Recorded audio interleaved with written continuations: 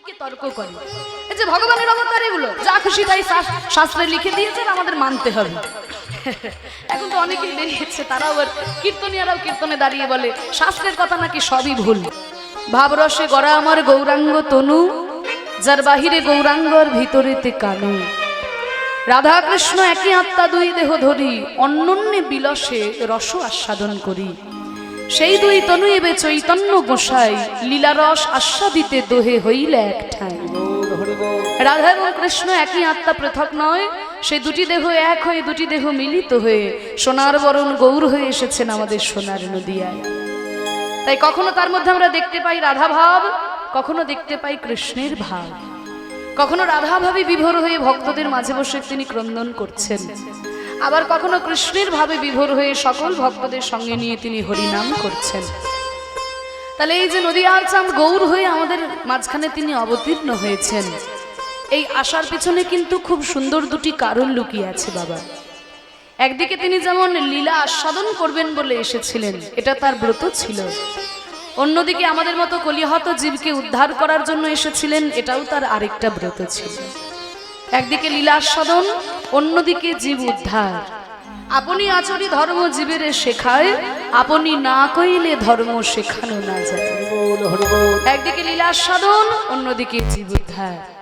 মাগো, বৃন্দাবনে শ্রীমতী রাধারানী কৃষ্ণকে ভালোবেসেছিলেন। তা সেই কৃষ্ণকে ভালোবাসার যে কি সুখ, কি গভীরতা, কি মহিমা ভগবান শ্রীকৃষ্ণের একদিন জানার ইচ্ছে হলো। যে রাধারানীর প্রেম কেমন, সেই প্রেমের মাধুর্য কেমন, সেই প্রেমের গভীরতা কতখানি। কইছন রাধা প্রেমা, কইছন মাধুরীমা, কইছন সুখে তুহু ভোর। এতিন বাঞ্ছিত ধন ব্রজে না হইল পূরণ, ভাবিয়া না পাইনু। রাধারানীর প্রেম কেমন, সেই প্রেমের মাধুর্য কেমন, সেই প্রেমের গভীরতা কতখানি। রাধারানী আমাকে অন্তরে ভালোবেসে কি জাতীয় সুখ অনুভব করে, ভগবানের জানার ইচ্ছে হলো।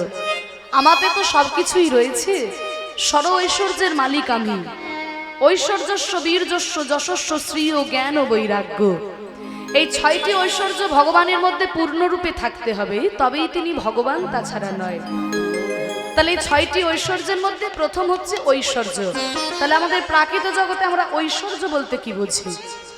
না, আমাদের প্রাকৃত জগতে ঐশ্বর্য মানে কি? 2-3টে 4-5 তলা বাড়ি, বাড়ির সামনে সবসময় 4-5টা গাড়ি দাঁড় করানো থাকবে, তাই না? এইগুলো আমাদের ঐশ্বর্য। 200 বিঘা 300 বিঘা জমি। কিন্তু ভগবানের তার ঐশ্বর্য টাকা পয়সা ধন সম্পত্তি নয়। যিনি ত্রিভুবনের মালিক, তার ঐশ্বর্য টাকা পয়সা হতে পারে না। তাহলে ভগবানের ঐশ্বর্য কোনগুলো? না, অষ্টসিদ্ধি, অনিমা মহিমা লহিমা গরিমা প্রাপ্তি প্রাগম্য ঈশিতা বসিতা। অষ্টসিদ্ধি, সিদ্ধি মানে অলৌকিক ক্ষমতা।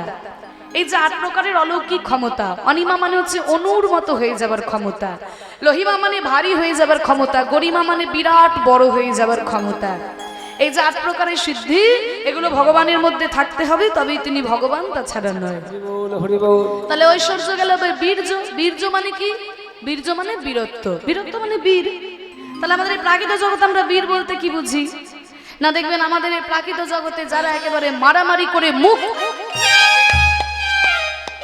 তারা হচ্ছে বীর, তাই না? কিন্তু শুধুমাত্র মারামারি করে মুখ ফাটাতে পারলে বীর হওয়া যায় না। এ জগতে বীর সাধারণত 4 প্রকারের, যথা মল্লবীর, দানবীর, ধর্মবীর আর কর্মবীর। ওই যে যারা মারামারি করে মুখ ফাটিয়ে দিতে পারে তারা হচ্ছে মল্লবীর। ধর্মবীর, কর্মবীর, দানবীর।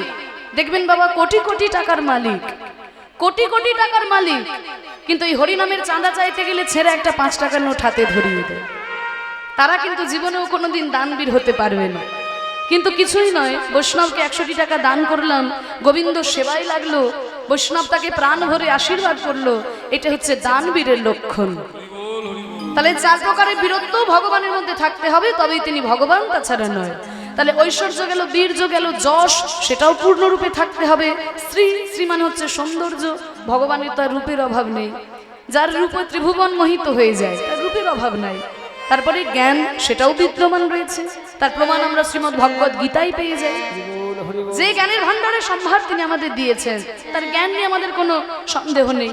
সন্দীপনী মুনির বিশ্ববিদ্যালয়ে 64 কলা বিদ্যা লাভ করেছিলেন কৃষ্ণ, মানে 64টা বিষয় MA পাস।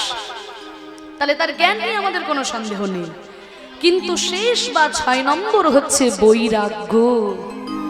এই বৈরাগ্যটা তিনি বৃন্দাবনে পূর্ণরূপে আস্বাদন করতে পারেননি বলেও কিন্তু তার এই চৈতন্য অবতার। ভগবান মনে মনে ভাবলেন আমাতে তো সবকিছুই রয়েছে, কিন্তু যেই জিনিসটা নেই বা একটু কম আছে বলে মনে হয় সেটা হচ্ছে প্রেম বা ভক্তি। তাহলে আমি ভক্তিটা কেমন করে পাবো? এবার দেখুন, ভগবানের যে ইচ্ছে হলো ভক্ত হবার, যার তার কাছে তার জিজ্ঞাসা করলে হবে না, শাস্ত্রের কাছে জিজ্ঞাসা করতে হবে।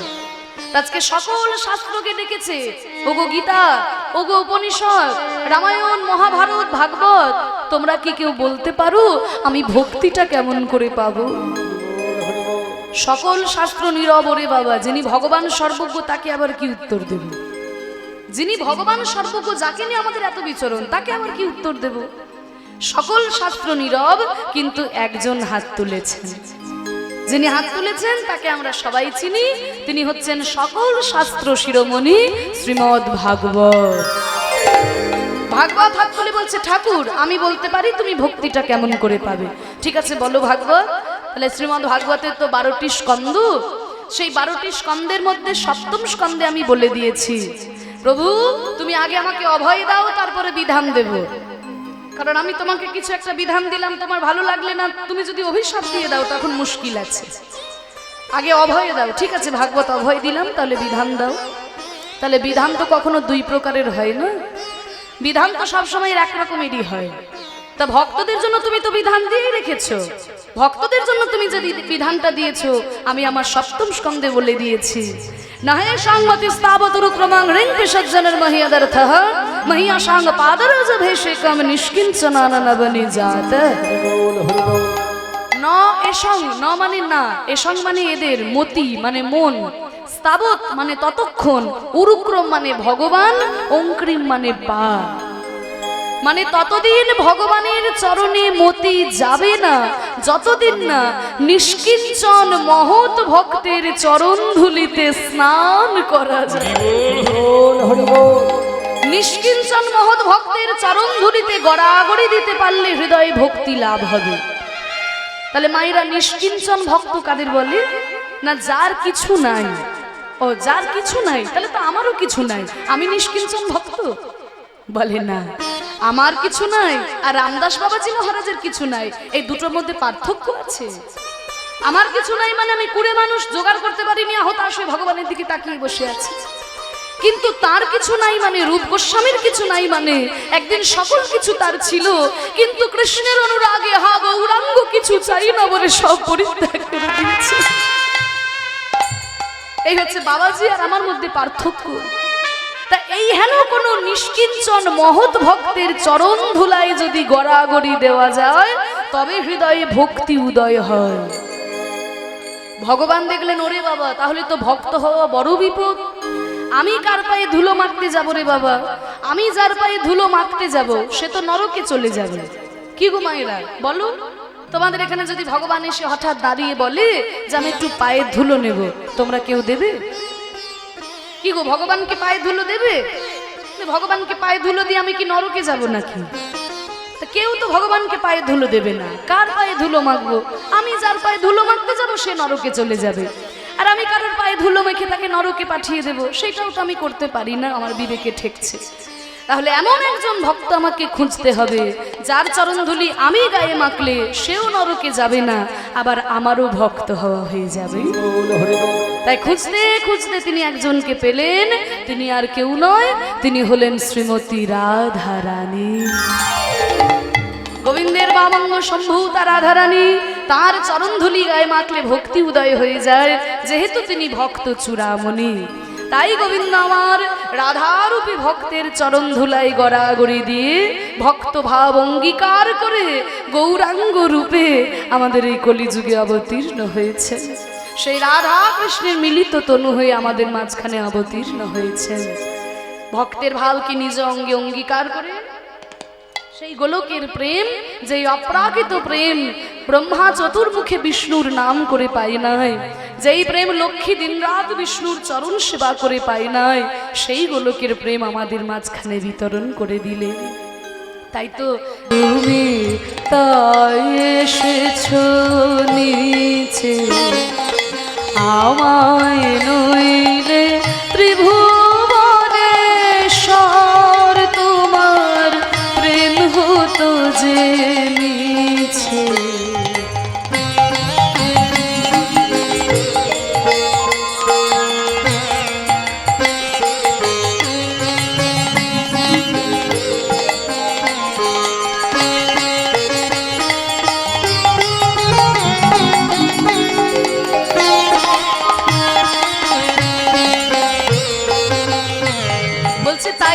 আনন্দ আমার পর, তুমি তাই এসেছো নিচে।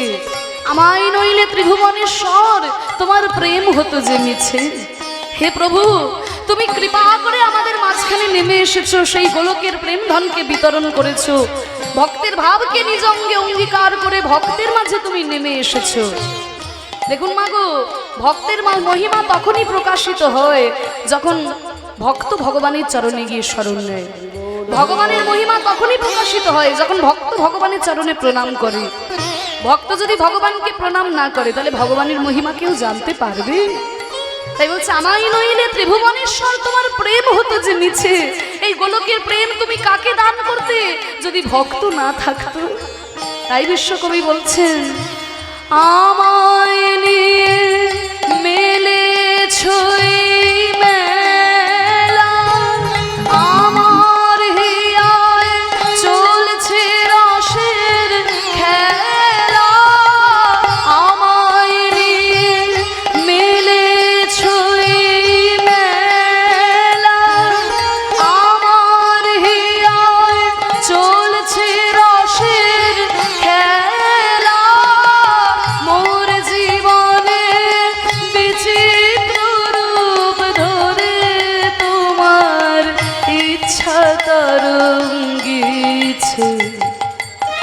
আমায় নিয়ে মেলেছো এই মেলা, আমায় নিয়ে মেলেছো এই মেলা, আমার হিয়ায় চলছে রসের খেলা।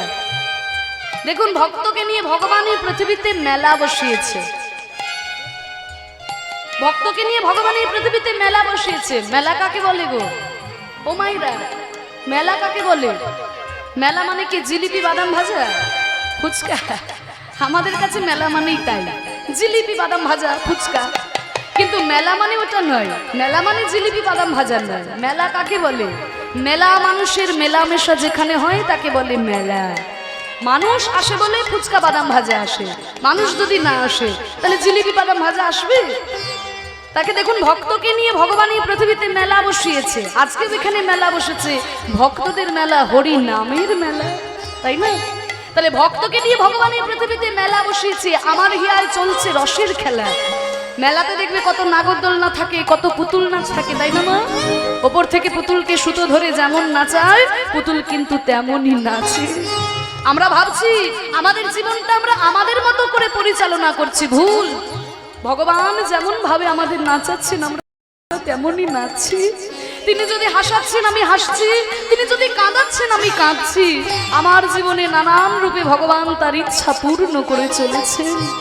মোর জীবনে বিচিত্র রূপ ধরে তোমার ইচ্ছা তরঙ্গিছে। তাই তোমার আনন্দ আমার পর।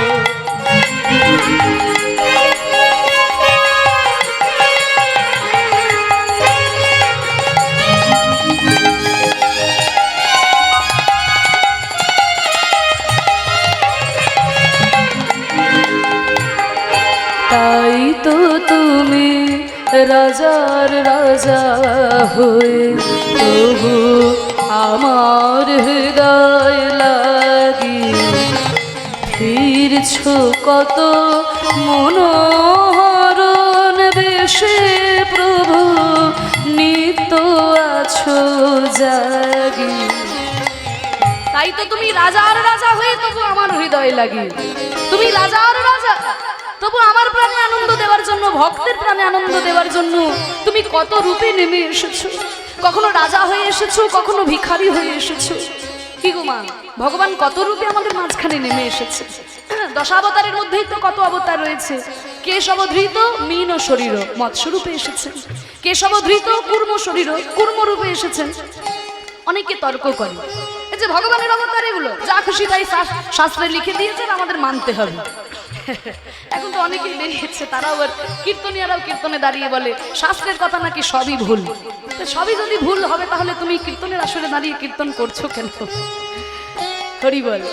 তাহলে শোনো, কেন ভুল হবে? তিনি যখন কৃষ্ণের মতো রাজা হয়ে আসছেন তখন তিনি ভগবান। তিনি যখন রামচন্দ্রের মতো রাজা হয়ে আসছেন তখন তিনি ভগবান। আর যখন বরাহ কুর্মের মতো কুৎসিত রূপে আসছে তখন তার মান সম্মান কমে যাচ্ছে।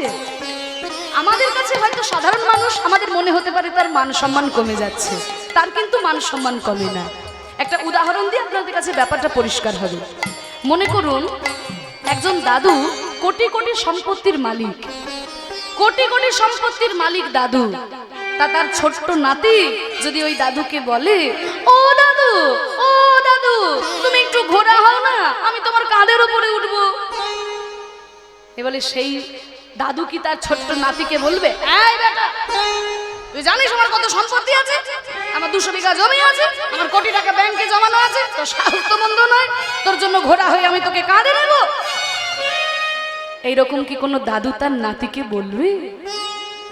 কোন দাদু কি নাতিকে বলবে? এবার যদি কোনো দাদু বলে তবে সে দাদু বেরসিক দাদু, তার মধ্যে কোনো রসকস নেই। তাহলে দাদু কি বলবে, দাদু ভাই আমাকে ঘোড়া করে তুমি আমার কাঁধের উপরে উঠবে? এই দেখো দাদু ভাই, তোমার মন রাখার জন্য আমি ঘোড়া হলাম, এই নাও তুমি আমার কাঁধের উপরে ওঠো। কিন্তু দাদু ভাই তুমি কিন্তু আমাকে শক্ত করে ধরে থাকবে, আমি তো বুড়ো ঘোড়া, তুমি যেন পড়ে যেও না দাদু ভাই। তাহলে ছোট্ট নাতির মন রাখার জন্য 200 বিঘা সম্পত্তির মালিক, কোটি কোটি সম্পত্তির মালিক দাদু যদি ঘোড়া হয়ে তার নাতিকে কাঁধে করে নিয়ে যায়, তবে কি তার মান সম্মান কমে যাবে? কখনোই কমে যাবে না।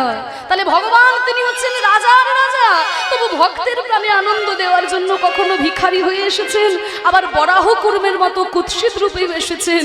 যেই রূপেই তিনি আসুন না কেন, তিনি কিন্তু আমার সেই ভগবান। মূর্তি তোমার যুগল সম্মিলনে সেটাই পূর্ণ প্রকাশিছে। জেনে রাখুন বাবা, একমাত্র আমাদের সনাতন ধর্ম, যেই ধর্মে একই আসনে ভগবানের সঙ্গে ভক্তের পুজো করা হয়, একমাত্র আমাদের সনাতন ধর্মে। পৃথিবীর অন্য কোনো ধর্মে দেখাতে পারবেন না। দেখাতে পারবেন? কোন ধর্মে দেখাতে পারবেন ভগবানের সঙ্গে ভক্তের পুজো করা হচ্ছে? আমাদের সনাতন ধর্মে করা হয়। দেখুন, যে আসনে রামচন্দ্র পুজো পায়, ওই একই আসনে কিন্তু হনুমানও পুজো পায়। হনুমান সে তো রামচন্দ্রের ভক্ত। যে আসনে মহাপ্রভু পুজো পাচ্ছেন, ওই একই আসনে শ্রীবাস পণ্ডিতও পুজো পাচ্ছেন। শ্রীবাস পণ্ডিত তিনি তো মহাপ্রভুর ভক্ত। তাহলে একই আসনে ভক্ত ভগবানকে পুজো করা হয় একমাত্র আমাদের ধর্মে। কারণ আমাদের ধর্মে মনে করা হয়, যেখানে শুধু ভগবানের পুজো হয় সেখানে অর্ধেকটা ভগবানের পুজো হয়, যেখানে ভক্ত ভগবানের পুজো হয় সেখানে পূর্ণ ভগবানের পুজো হয়। নিতাই গৌর হরি বল। তাই তো প্রভু হেথাইল নেমে তোমারি প্রেম, ভক্ত প্রাণের প্রেমে, মূর্তি তোমার যুগল সম্মিলনে সেথায় পূর্ণ প্রকাশিছে। তাই তোমার আনন্দ আমার পর, তুমি তাই এসেছ নিচে। আমায় নইলে ত্রিভুবনেশ্বর তোমার প্রেম হতো যে নিচে। তাই তোমার আনন্দ আমার পর। নিতাই গৌর প্রেমানন্দে হরি বল। ভক্তের প্রাণে আনন্দ দেওয়ার জন্য ভক্তের ভাবকে নিজ অঙ্গে অঙ্গীকার করে গোলক হতে ভগবান আমাদের মাঝখানে নেমে এসেছে। তা সেই মহাপ্রভু সম্পর্কে পদকর্তা আজকে কত সুন্দর কথা বলছে। দেখুন, এই এত ভক্তের কথা বললাম কারণ আজকে আমরা ভক্তের কথাই আস্বাদন করব। কারণ ভক্তের কৃপা ছাড়া ভগবানও ভক্তি পাননি। তা সেই রকম ভক্তের কথাই আস্বাদন করব। তার আগে একটু ছোট করে গৌরচন্দ্রিকাটা আস্বাদন করে নিই। মহাপ্রভু সম্পর্কে পদকর্তা বলছেন, কলির তিনি রাকুল অখিল লোক দেখি বদন চাঁদ পরকাশ। কলির তিনি রে মানে কলির অন্ধকারে সকল লোক যখন পথ হারিয়ে ফেলল, তাদেরকে পথ দেখানোর জন্য আমার গৌরাঙ্গ রূপী চাঁদের উদয় হলো। চাঁদ উঠলে কিছু কিছু উপকারিতা আছে। প্রথম উপকারিতা হলো, চাঁদ উঠলেই পৃথিবীটা একটু আলো হয়, তাই না? এটা প্রথম উপকারিতা। চাঁদ উঠলে পৃথিবীটা আলো হয়ে যায়। চাঁদ উঠলে কিন্তু বাবা চোরের ভয় কমে। চোর তো আর 100 কিলোমিটার দূর থেকে চুরি করতে আসে না, আশেপাশে গ্রামের লোকেরাই চোর হয়। এবার চাঁদের আলোয় যদি মুখটা দেখে নেয়, সঙ্গে সঙ্গে পুলিশকে খবর দিয়ে দেবে। তাহলে চাঁদের আলোয় খুব একটা চোরের ভয় থাকে না। তা দেখুন আমাদের এই দেহরূপী ভাঙা ঘরে 6টি চোর মাঝে মাঝে উঁকি দিত আমাদের এই ভক্তিরূপী রত্নকে চুরি করে নিয়ে যাবার জন্য। কিন্তু যখন গৌর চাঁদের উদয় হলো তারা আর উঁকি দিতে পারছে না। তারা কারা? তারা হচ্ছে কাম, ক্রোধ, লোভ, মদ, মোহ, আশ্চর্য।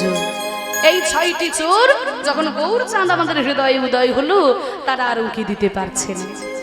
আচ্ছা, চাঁদ উঠলে কিন্তু এই পৃথিবীটা একটু ঠান্ডা হয়, তাই না? সারাদিন সূর্য যে তাপ দেয়, রাত্রেবেলায় যখন চাঁদ ওঠে তখন পৃথিবীটা একটু শীতল হয়ে যায়। তাহলে প্রাকৃত জগতে চাঁদের উদয়ে যেমন পৃথিবী শীতল হয়ে যায়, তেমনি অপ্রাকৃত জগতে যদি কারোর হৃদয় আকাশে আমার গৌর চাঁদ উদয় হয় তাহলে তার ত্রিতাপ জ্বালা দূরীভূত হয়ে যায়। 3 রকমের জ্বালায় আমাদেরকে ঘিরে রেখেছে, আধি ভৌতিক, আধি দৈবিক, আধ্যাত্মিক। আধি ভৌতিক জ্বালা কোনগুলো? জীবজন্তু জনিত যেসব কষ্ট, যেমন মশা কামড়ালে ম্যালেরিয়া হচ্ছে, ডেঙ্গু হচ্ছে, এই যে করোনা ভাইরাসের সময় কত কত মানুষ মারা গেল, এগুলো হচ্ছে আধি ভৌতিক জ্বালা। আদি দৈবিক জ্বালা মানে দৈব দুর্বিপাক, ভূমিকম্পে কেউ মারা যাচ্ছে, বন্যায় কারোর ঘর ভেসে চলে যাচ্ছে, বজ্রাঘাতে কেউ মারা যাচ্ছে, এগুলো হচ্ছে আধি দৈবিক জ্বালা। আর আধ্যাত্মিক কষ্ট বলতে দেহের এবং মনের কষ্ট, দেহ এবং মন জনিত যে ব্যক্তিগত কষ্ট তাকে বলছে আধ্যাত্মিক কষ্ট। তাই 3 রকমের জ্বালা দূরীভূত হয়ে যায় যদি কারোর হৃদয় আকাশে আমার গৌর চাঁদ উদয় হয়। আচ্ছা, আরো উপকারিতা আছে চাঁদ উঠলে। চাঁদ উঠলে কিন্তু শালুক ফুল ফোটে। যেই না শালুক ফুল ফোটে অমনি যত ভ্রমরের প্রাদুর্ভাব হয়। আর যখন এই মহাপ্রভুর কীর্তন রূপী চাঁদের উদয় হলো তখন আপনাদের মতো ভক্তরূপী ভ্রমর গৌর গুনগুন গুনগুন করতে করতে মহাপ্রভুর দিকে এগিয়ে গেল। আচ্ছা, চাঁদ উঠলে তো চকরের আনন্দ হয়, তাদের আনন্দটা কোথায়? চাঁদ থেকে একরকম অমৃত ঝরে, তাই পান করে চকর। ঠিক তেমনি আমার মহাপ্রভুর বদনের ওই হরিনাম অমৃত পান করার জন্য ভক্ত চকর তারা ছুটতে ছুটতে নবদ্বীপে গেল। বয়ানক হাসো ওই সুধাকর বরিখনে, বয়ানক হাসো সুধাকর বরিখনে, হলো জগজন তাপ বিনাশ, ওই জগজন তাপ বিনাশ, জীবের ত্রিতাপ জ্বালা গেল দূরে, ওদের হাসি আমি পান করে, জীবের ত্রিতাপ জ্বালা গেল দূরে, ওই হাসি আনিয়া পান করে, ত্রিতাপ জ্বালা গেল হলো জগজন তাপ বিনাশ। ওই জগজন তাপ বিনাশ। মহাপ্রভু মনে মনে চিন্তা করলেন, আমি তো 24 বছর বয়সে নবদ্বীপ ছেড়ে চলে যাব, তারপরে বাংলাতে ভক্তি রক্ষা করবে কি? তাই মহাপ্রভু নিজে বিভিন্ন গ্রামে গ্রামে বিভিন্ন ভক্তরূপী কল্প বৃক্ষ রোপণ করে গেছে। আহা ভক্ত কল্প তরুই অন্তরে অন্তরে, ভক্ত কল্প তরু অন্তরে অন্তর, রোপলি রোপহি ঠারে, রোপলি রোপহি ঠাম রে, আহা যা পর ছাই সুরাসুর নারী নর, যাবর ছায়ে সুরাসর নারী হয়ে, পুরল নিজ নিজ পুরাল নিজ নিজ কাজ। মনোবাসনা হলো পূরণ, মনোবাসনা হলো পূরণ, মনোবাসনা হলো পূরণ, মনোবাসনা হলো ভক্ত কল্প তরুর লয়ে শরণ, মনোবাসনা হলো পূরণ, ভক্ত কল্প তরু লয়ে শরণ, মনোবাসনা হলো পূরণ, পুরল নিজ নিজ ওই পুরাল নিজ নিজ কাজ। তাহলে মহাপ্রভু শুধু গাছ পুঁতে পুঁতেই ক্ষান্ত তা নয়, মহাপ্রভু যে শুধু গাছ পুঁতে পুঁতেই চলে গেছেন তা নয় গো। মহাপ্রভু যখন ছিলেন সকলকে একটা করে হাতি দিয়েছিলেন গো, হাতি হাতি হাতি হাতি দিয়েছিল। ও মাইরা মনে মনে ভাবছে তাহলে 500 বছর আগে নবদ্বীপে এলেই ভালো হতো। একটা করে হাতি, সোজা কথা নাকি, হাতি তো মরে গেলেও লাখ টাকা, তাহলে একটা করে হাতি যদি পেতাম তাহলে ভক্তি টুক্তি দরকার ছিল। তা তোমরা কি ভাবছো ওই 4 পেয়ে হাতি? ও হাতি নয়। কোন হাতি? ভাবো গজেন্দ্রেতে চড়ায়লো জগজন, ভাবো গজেন্দ্রেতে চড়ালো জগজন, ভাবো গজেন্দ্রেতে চড়ায়লো জগজন, ভাবো গজেন্দ্রেতে চড়ালো জগজন, ওই ছন বহু কবিলাস রে, ওই ছান বহু কবিলাস রে। মহাপ্রভুর ভাবে প্রেমে বিভোর হয়ে যখন ভক্তরা যাচ্ছে মনে হচ্ছে যেন হাতির দল মহাপ্রভুর দিকে এগিয়ে যাচ্ছে। ভাবো গজেন্দ্রেতে চড়াইলো জগজন, ওই ছন বহু কবিলাস, মহাপ্রভুর প্রেম পেয়ে যখন ছুটে যাচ্ছে মনে হচ্ছে যেন হাতির দল ছুটে যাচ্ছে। প্রেম দিয়ে তো মহাপ্রভু জগৎকে উদ্ধার করলেন। হরের নাম হরের নাম হরের নামেই বা কেবলম কলৌ নাস্তিব্য নাস্তিব্য নাস্তিব্য গতিরন্যথা। কলিযুগে হরিনাম ছাড়া আমাদের আর অন্য কোনো গতি নাই। মহাপ্রভু বলে দিলেন যে হরিনাম করলেই তোরা উদ্ধার পেয়ে যাবি। তাই মহাপ্রভু যখন নাম গাইলেন সেই নামে ভক্তরা সবাই ছুটে গেল। প্রেমানন্দে মেতে হরি বলো, হরি নামের বন্যা জেলো। প্রেমানন্দে মেতে হরি বলো, হরি নামের বন্যা যে এলো। বাইরা উলুধ্বনি। প্রেমানন্দে মেতে হরি বলো, হরি নামের বন্যা যে এলো। বন্যার যাই বলি হারি, ও তার তরঙ্গ ভারী, বন্যা যাই বলি হারি,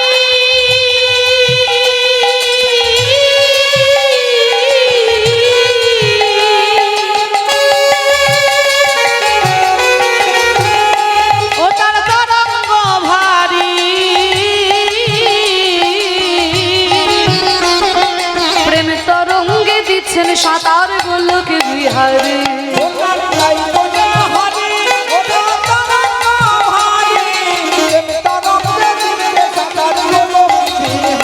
ও তার সঙ্গে প্রভু হরি বল বলে রে, সঙ্গে প্রভু হরি বল বলে রে, সঙ্গে প্রভু, সঙ্গে প্রভু নিত্যানন্দ পাথারে সাঁতার দিল। সঙ্গে প্রভু নিত্যানন্দ পাথারে সাঁতার দিল। হরি নামের বন্যা যে এলো।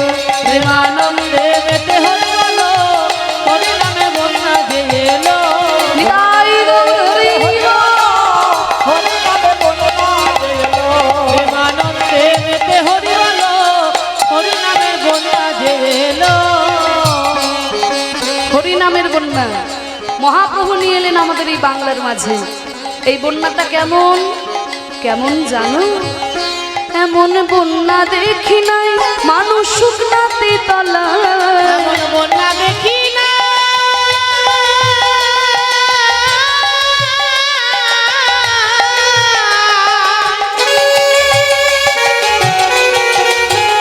মানুষ শুকনাতে তলায়।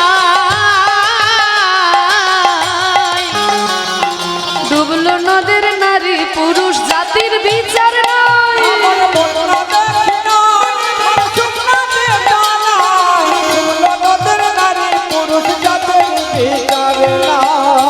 হুমায়রা, তোমরা বন্যা দেখেছো? তোমাদের বোধক পাড়ায় বন্যা হয় নাকি? হ্যাঁ হয়? ও বাবা, তাই নাকি? ওর জন্য চারিদিকে পুকুর তোমাদের। মাছ চাষ তো ভালোই হয় দেখছি। হরি বল। তা যাক, সবকিছুই আমাদের বিভিন্ন জায়গায় গিয়ে নানান রকম দেখা হয়ে যায়। হরি বল। তা কি গো মা, বন্যা তোমরাও দেখেছো? বন্যা কিন্তু আমিও দেখেছি। আমি অনেক দূর থেকে এসেছি তোমাদের এখানে। আমার বাড়ি হচ্ছে বীরভূম জেলার ইলামবাজার। কেউ গেছো বীরভূমে? তারাপীঠ, জয়দেবের মেলা, বক্রেশ্বর, হ্যাঁ অনেকেই গেছে। বাহ, খুব ভালো। তা ওই যে জয়দেবের মেলা, ওই জয়দেবটা আমাদের ইলামবাজার ব্লকের মধ্যেই পড়ে। তা ওই ইলামবাজারে বালি আসে না তোমাদের এখানে? যে বালি দিয়ে ঘর বানাও, হ্যাঁ, তা ওই ইলামবাজারে আমার বাড়ি। যেহেতু নদীর ধারে থাকি, ছোটবেলায় দু একটা বন্যা আমিও কিন্তু দেখেছি। আবার আমার যেখানে বিয়ে হয়েছে জানো তো মা, মানে আমি ইলামবাজারে যদিও বন্যা কোনোদিন ভিতরে আসে না, বাঁধ আছে তো, ইলামবাজারে কোনোদিন বন্যা ভিতরে আসে না, কিন্তু আমার যেখানে বিয়ে হয়েছে সেখানে ওই ইলামবাজার থেকে 5 কিলোমিটার যেতে হয়, হ্যাঁ, একটু গ্রামের দিকে। তা সেইখানে কিন্তু বন্যা খুব তাণ্ডব করে আমি শুনেছি, সেখানে নাকি একদম ঘর বাড়ি ভাসিয়ে নিয়ে চলে যায় নদীর জল। তা বন্যা জলের সঙ্গে আমার খুব ভালো সম্পর্ক হয়েছে, বুঝলি তো, জলের সঙ্গে খুব ভালো সম্পর্ক হয়েছে। আবার আমার যিনি কর্তা উনি আবার আছেন মার্চেন্ট নেভিতে, তা ওনাকে আবার 6 মাস জাহাজে জলেই থাকতে হয়, এখনো উনি ওই জলেই আছে। তা জলের সঙ্গে আমার খুব ভালো সম্পর্ক হয়েছে।